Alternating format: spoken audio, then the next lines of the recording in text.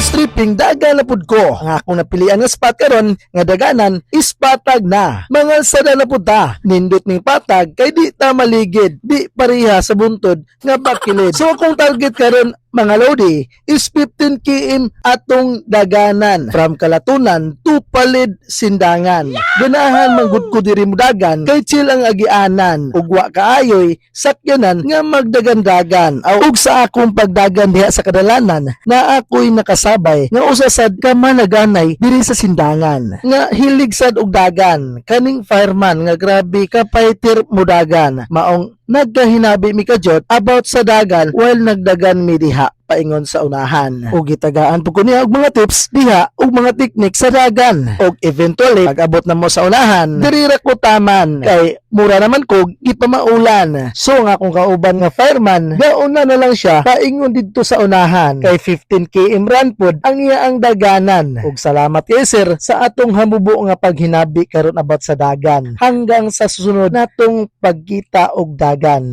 Alright, ug ako mibalik na ko sa akong agi kay di na jud magsilbi. Og pagbalik nako mihapit ko diri sa baybay kay nindot kaayo diri magpahayahay. Pero pag abot nako diha sa medyo balas-balas na part aw akong gilapusan og sayaw TikTok nga patatag pasagad og bunal. Aw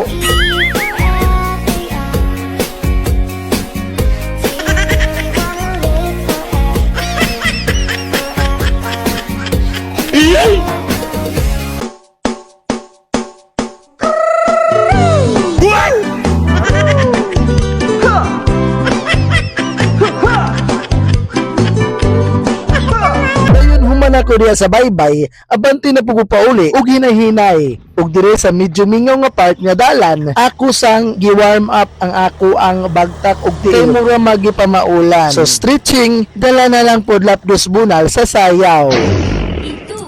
¿Y tú? Dime lo que bailas. ¿Y tú? Dime lo que bailas.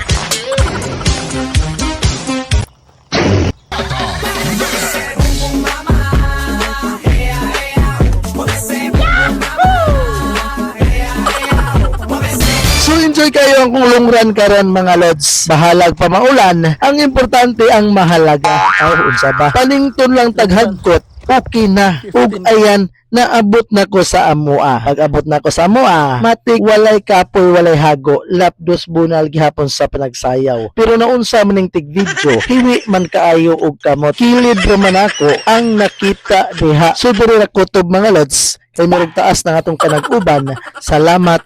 Alright, wahay!